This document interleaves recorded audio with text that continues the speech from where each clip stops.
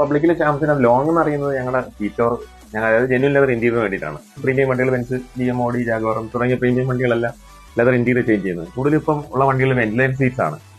ഇപ്പൊ നമ്മുടെ ഇപ്പം ടാറ്റയുടെ വണ്ടികളായ പോലും വെന്റിലേറ്റഡ് സീറ്റ് ആണ് കൂടുതൽ വരുന്നത്. അപ്പൊ വെന്റിലേറ്റഡ് മീൻസ് പെർഫറേറ്റഡ് ആയിട്ടുള്ള മെറ്റീരിയൽ. നോർമലി പെർഫറേറ്റഡ് മാർക്കിംഗ് അല്ല, ജെന്യൂൻ പെർഫറേറ്റഡ് ആണ്. ഇതിനകത്തുള്ള മാത്രമേ നമ്മുടെ എയർ വെന്റിലേറ്റ് കിട്ടത്തുള്ളൂ.